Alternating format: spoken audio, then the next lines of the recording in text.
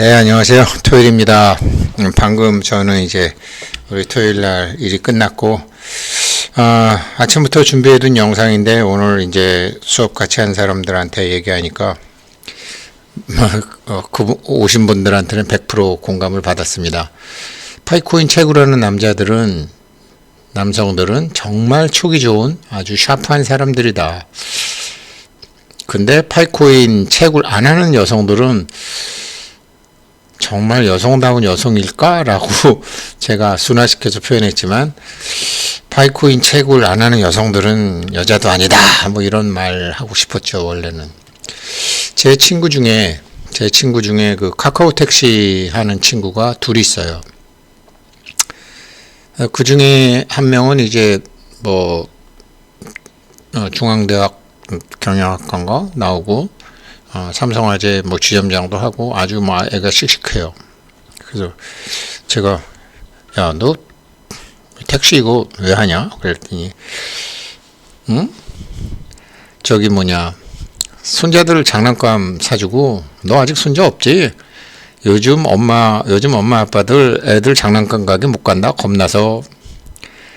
그래서 뭐 손자들 장난감도 좀 사주고, 뭐 축의금하고 조의금, 물가가 요즘 많이 올랐는데 마누라가 그런 거 잘 모르고 그런 돈은 잘 주지도 않고, 그래갖고 택시 하면 뭐 150만 원에서 200만 원 버니까 그냥 그러면서 해. 근데 사실 요즘 파이코인만 채굴하고 있고 KYC 통과돼서 마이그레이션 된 사람들은 뭐 유모차도 살 수 있고 손자들 장난감도 살 수 있고 책도 살 수 있고 파이코인으로 물건 살 수 있는 게 이제 점점 늘어나요. 앞으로는 외국에서도 살 수 있죠. 그러니까 뭐 파이코인으로 내가 뭐 10억 번다 100억 번다 이런 걸 떠나서, 뭐 카카오 택시 같은 거 안 해도 뭐 한 달에 150만 원 200만 원 정도는 어떤 물건을 사기 위해서, 실생활에 쓰기 위해서 하는 거는 지금으로도 제가 보기에 올해 말이면 뭐 거진 다 될 것 같은데요. 그 정도로 지금 오늘 뭐 파이 대문도 또 이제 파이 커머스 해커톤 발표했던데 커머스 쪽으로 굉장하게 신경을 쓰고 있잖아요. 남자들은 좋아. 파이코인 채굴 안 하는 여성들은 정말 여성다운 여성일까? 이거는 뭐냐면, 오늘 한 분이 그러더라고요. 이제 자기 어렸을 때 미스 때 엄마가 그랬대요. 여자는 남편 몰래 집 한 채 값은 항상 갖고 있어야 된다. 이제 그렇게 교육을 받으면서 이제 했다는 거예요. 원래 이제 남자와 달리 여성들은 이제 애기 집을 갖고 있죠. 주머니를 하나씩 갖고 있죠. 그 주머니가 그게 다 기본적으로 돈을 갖고 있어야죠. 그러니까 그래서 예전에 뭐 애를 뭐 6을 낳건 10을 낳건 전쟁통이 돼도 엄마랑 같이 있는 애들은 굶어 죽지 않죠. 아빠랑 같이 있는 애들은 고아원에 가거나 굶어 죽는 애들이 태반인데, 일하는데 걸그적거리니까 엄마랑 같이 있으면, 그러니까 아까 저희 친구 뭐 카카오 택시 하는 친구 빼놓고, 이거 파이코인 지금 채굴만 하고 있어도 자기 아이들이나 손자들 뭐 여러 가지로 뭐 쌀도 사고 장난감도 사고, 이 파이커머스는 지금 그쪽으로 가니까 이걸 왜 안 하느냐 말이죠. 딱 그렇게 해야죠. 이게 여성다운 여성이 아니다 설명을 드렸고, 그리고 정말 파이코인, 제가 어제 영상은 국제금융 쪽을 얘기했기 때문에 좀 어려운 건데 그래도 많이 이해들을 하시고 또 많이 보셔서 되게 고맙더라고요. 정말 파이코인 이거 채굴하는 모든 사람들은 진짜 인류 평화를 위해서 애쓰는 사람들이다. 설사 아직 모르고 하실지라도 틀림없이 그렇다. 그리고 파이코인을 지금 계속 지켜보는 각국 정부들 중에 이렇게 금융 쪽 하는 사람들, 화폐 금융 쪽 하는 사람들은 파이코인 굉장히 유심히 보고 있을 것이다. 미래 법정화폐가 새로 나와야 되니까 기축통화라는 거를 지나서 미래 법정화폐가 나오는데, 미래 법정화폐는 저렇게 해야 되는 거구나. 이게 굉장히 중요한 개념이거든요. 파이코인이 미래 법정화폐가 된다라는 게 아니라 파이코인이 지금 가고자 하는 방향을 법정화폐로서 할 수 있는 나라가 나온다니까요. 그 나라가 말씀드렸지만 지금 파이 체인몰 보게 되면 뭐 이게 전 세계도 다 있고 우리도 다 있고 뭐 유모차, 뭐 장난감, 뭐 로보트, 뭐 책, 뭐 커피, 뭐 컴퓨터, 나이키 신발, 기본적인 거는 카카오 택시 안 해도 지금 파이코인만 해도 이런 거 다 할 수 있는 세상이 지금 급속도로 기하급수적으로 늘어나고 있잖아요. 자전거, 오토바이, 핸드폰 다 지금 되고 있는데 왜 안 하냐고요. 그래서 정말 촉이 좋은 사람들이다, 남자들. 여자들은 좀 문제가 있다. 당장 돈이 아니라고 지금 안 하고 있단 말이지. 그렇죠. 그래서 한국에서도 파이코인을 사용할 수 있는 전용 쇼핑몰 뭐 이런 거 정리해 놓은 것도 있고 보면 지금 점점 이런 쪽으로 지금 파이코 팀에서 집중하고 있으니까요. 그래서 오늘 이제 조금 어제에 이어서 이게 지금 세계 경제를 위해서 파이 채굴 하시는 분들은 자기네들이 기여를 하고 계신데 이게 왜 그러냐. 국제 금융 이 경제 시스템이 지금 이제 금융위기가 계속 나오고 야 이건 부당하다 이래서 비트코인이 나왔다는 거 아니에요.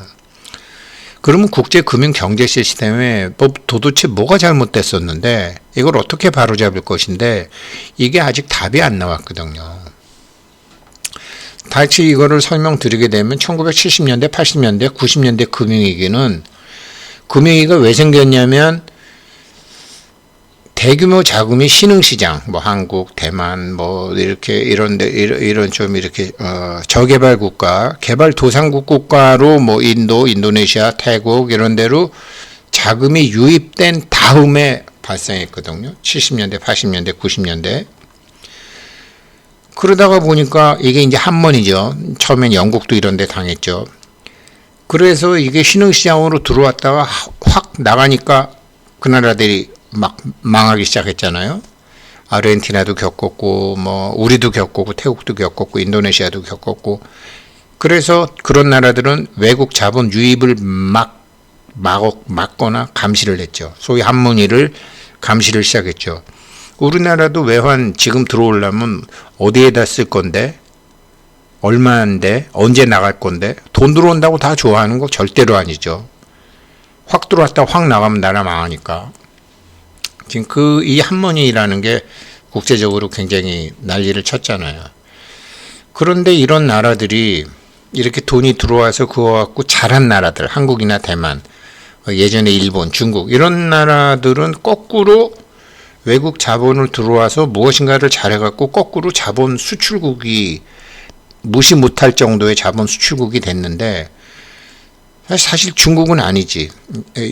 중국도 마찬가지. 그런데 이게 들어온 자금을 자본 수출국이 됐는데 한국처럼 그걸 가지고 산업을 일으켜가지고 뭘 한 게 아니라 외국에서 자기 나라에 들어온 돈이 자기 나라의 산업을 일으키고 자기 나라에서 소비를 일으키고 그것으로 외국 물건을 사서 이게 다시 돈이 나가는 게 아니라 자본 자체를 수출하는 나라들이 많이 생겼다라는 거죠. 특히 중국, 인도에서. 그래서 중국, 인도가 막 크고 이제 아시아가 크고 뭐 아시아에 네 마리 용이라 그래갖고 막 크니까 미국이나 유럽이나 이런 개인 투자들은 이머징 마켓이라 그래갖고 이머징 마켓에 대한 투자, 중동에도 투자하고 막 투자를 하고 싶은 생각이 생겨서 그 이머징 마켓 투자가 굉장히 많이 일어났다는 거죠. 그런데 이렇게 해서 돈을 받은 신흥 국가들, 중동 국가들, 아시아 국가들, 뭐 동부 유럽 국가들, 동남아시아 국가들, 심지어 아프리카의 몇몇 나라 국가들은 이렇게 들어온 돈을 갖고 국제 자본시장에서 자기 역할을 하지 않았다라는 거죠. 이 자본시장을 가지고서 뭐 산업을 일으키거나 뭐가 돼야 되는데 이걸 그냥 다시 중국으로 보내서 다시 미국으로 보내서 달러 자체를 자기네들이 채권국이 된 거죠. 그런 채권을 산 거죠. 다시 여기서 거품이 생겼다라는 거죠. 물론 이 한mon이라는 게 신흥국에 들어갔다가 치고 빠지는 한mon이 유입은 부정적인 영향이 맞다. 지금 현재까지 맞기는 맞다. 그런데 이런 못 사는 아프리카, 동남아시아, 뭐 중국, 한국은 여기서 이제 벗어났지만 이런 못 사는 나라 돈이 잘 사는 나라 금융시장으로 다시 간다는 건 이거 너무 도착적 아니냐, 변태적 아니냐, 이거는 상식적으로 봐도. 그러니까 선진국 자금이 후진국이나 기업 개발도상국으로 들어갔는데 이게 거기서 뭔가 한국처럼 이렇게 1차 산업, 2차 산업, 3차 산업 이렇게 막 해서 뭐가 다시 돈을 벌 수 있는 시스템도 만들고 그러면서 자기네들이 외환이라든지 금융 시스템을 바꿔가면서 하는 게 아니라 이게 뭐 스위스 은행에 보낸다든지 뭐 미국 채권을 산다든지 중국이 이런 걸 굉장히 많이 했죠. 다시 미국으로 못 사는 나라 돈이 잘 사는 나라 돈으로 가는 이상한, 잘 사는 나라 돈이 못 사는 나라 가는 건 이해가 되는데 못 사는 나라 돈이 잘 사는 나라 돈으로 가니까 이게 문제였다라는 거죠. 그런데 이 사람들은 그렇게 해서 돈을 버느냐? 아니죠. 미국 정부는 채권을 발행해서 이거를 이제 채권을 파는데 나중에 채권이 만기가 되거나 이자를 갚아야 되게 되면 당연히 미국 정부가 화폐 지출이 크기 때문에 원금을 갚아야 되기 때문에 환율이 떨어지죠. 달러 가치가 하락이 된다라는 거죠. 그래서 자기네들이 못 사는 나라 돈이 잘 사는 나라로 갔다가 다시 잘 사는 나라에서 만기가 돼갖고 돈을 찾을 때는 달러 가치가 하락이 돼서 당연히 손해를 보는데도 계속 이렇게 했다라는 거죠. 한국과 같은 나라들이 별로 없었다라는 거죠. 이런 것이 문제가 되면은 이런 것이 문제가 돼서 이 잘 사는 나라에서는 항상 거품이 터졌다라는 거죠. 미국이 뭘 잘못하고 미국 사람들이 이상해서가 아니라 이런 후진국 경제개발도상국에서 국제시장에서 자기 역할을 못 해주니까 이게 결국은 동맥경화가 생겨갖고 균형재정 방정식이 안 되고 이게 불균형 상태로 간다라는 거죠. 어떻게 국제금융시장의 이 수지가 안정적으로 유지될 거냐. 그래서 결국은 자본국에서 신흥국으로 이렇게 자금이 가는 거를 갔다가 나왔다가 하는 게 서로 간에 이게 자금의 흐름이 이게 원활해야 된다. 그런데 물론 이럴 때 환율 문제도 있고 또 국제 금융 시스템에 관련된 정책을 이렇게 자본국이나 신흥국이나 이제 서서히 바꾸고 소화할 수 있어야 된다. 이거를 지금 이런 거 안 되는 뭐 베트남 뭐 이런 데도 잘 안 되잖아요. 환율 변동하고 국제 금융 시스템이 안 돼 있잖아요. 그냥 지금은 외국 돈 들어오는 거 무서워하고 나갈 때는 어떻게 해서든지 못 나가게 하고 지금 어떻게 해서든지 못 나가게 하니까 암호화폐 같은 게 지금 확 번지게 된 거죠. 그래서 이게 일이 뭐든지 이게 자금이 원활하게 되려면 미국의 잘못이라기보다 신흥국에서 상당한 정책 변화가 필요하다. 외환 시스템, 국제 금융 시스템 이거를 한국처럼 어설프게 하다가 나라가 절단나는 경우도 있지만 어찌됐건 우리도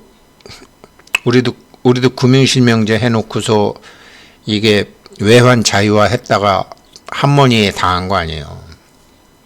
그러니까 외환 시스템과 이 국제금융 시스템의 신흥국에서 해야 되는데 신흥국도 한국도 당했는데 인도네시아도 당했는데 태국도 당했는데 옛날에 영국도 당했는데 일본도 당하긴 당했지만 일본은 자기 국민들한테 돈을 빌려서 했는데 한국은 우리 국민들한테 돈을 빌려서 못했죠. 그렇지만 한국 사람들이 금반지, 금단추 전부 들고 나와가지고 금 가격이 흔들리니까 쟤네들 봐라. 이래가지고서 우리는 IMF에서 빨리 벗어날 수 있는 계기가 됐죠. 빨리 벗어날 수 있는 계기가 됐죠. 일본 같은 경우에는 일본 국민들이 갖고 있던 돈으로 했지만 한국 사람들은 뭐 금융실명제 하면서 돈이 없으니까 그게 금으로 이제 나타났던 거죠. 이것도요. 요즘은 그때만 해도 금이 한 돈에 한 4만 원, 3만 8천 원 이랬으니까 뭐 누가 돌잔치 돌하게 되면 금 한 돈 반지 이런 거 많이 해줘 갖고 엄마들이 애들 금반지를 몇 개씩 갖고 있었고 결혼할 때도 이게 있었었어요. 제법 많았었어요. 지금은 없어요. 지금 젊은 엄마들 없어요. 지금 나이 들은 엄마들도 이제 그렇게 많이 없어요. 예전처럼 그렇게 금을 많이 안 갖고 있어요. 그러면 여자는 집 한 채 정도의 돈은 항상 갖고 있어야 된다 그러는데, 자, 금도 없어, 돈도 없어. 파이코인 해야 될 거 아니야, 파이코인. 그거 파이코인이라도. 근데 안 해. 그래서 파이코인 채굴 안 하는 여자는 여자도 아니다 라는 막말은 할 수 없으니까 파이코인 채굴 안 하는 여성분도 여성분 맞아요? 제가 이렇게 완화해서 하는 거죠. 아니 2, 3년만 보도 보이는데 지금 파이코인 저기 갖고서 기본적으로 살 수 있는 게 점점 늘어나는데, 그래서 이게 결국은 신흥국에서 정책 변화가 일어나야 되는데, 그럼 신흥국 개발도상국 뭐 동남아시아 뭐 이런 아프리카 이게 중동 동유럽 국가, 결국은 자국 산업이 일어나든지 자국 국민들이 소비를 할 수 있게끔 이게 산업 개발도 되고 민간에서 생산과 소비 축을 이양을 해야 되는데, 이게 지금 중국 같은 경우도 지금 전부 국유화를 거꾸로 하고 있잖아요. 민간한테 경제를 이양해야 되는데 태국도 그렇고 이게 지금 그런 걸 안 하고 있잖아요.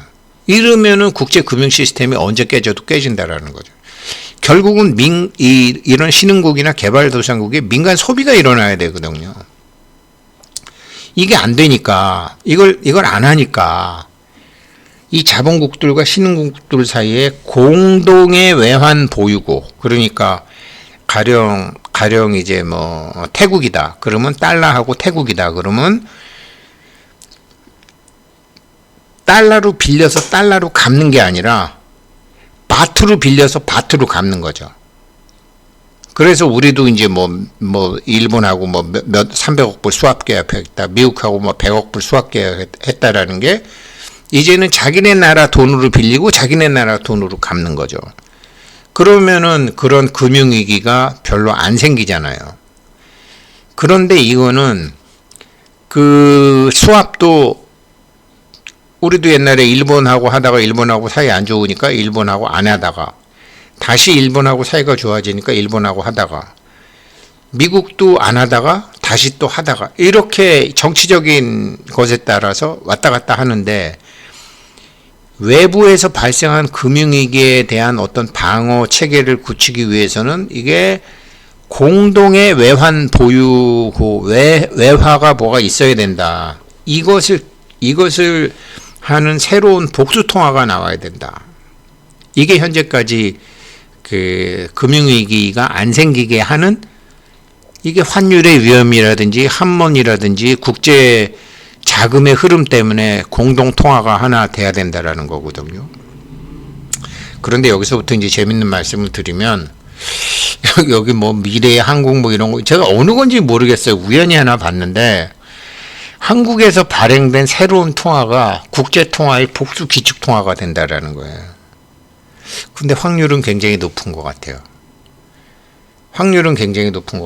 바로 여기서 얘기한 새로운 복수통화. 그러니까 우리 한국은 원화를 쓰죠. 원화를 쓰는데 한국이 원화하고 달러를 같이 쓰는 게 아니라 한국이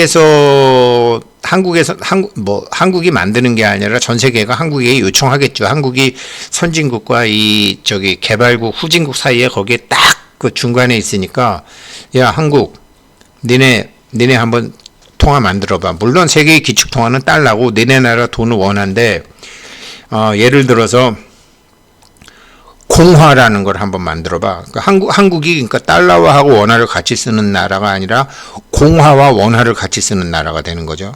그런데 이 공화는 태국도 바트화와 공화, 일본도 이 공동의 화폐라는 참 이게 굉장히 중요한 개념인데, 그 안중근 의사가 그 깜빵에 있으면서도 화폐 통합 얘기를 하거든요. 근데 그때 중국하고 일본하고 한국하고 조선하고 화폐 통합해야 된다 그러는데 경제 규모의 차이 때문에 그때는 안 됐고요. 지금 경제학자들도 이게 복수 통화 이게 한국에서 나온다라고 이 중에 어디선가 제가 봤는데 그런 게 있어요. 이어서 해야 되겠네요. 여기까지만 하고요.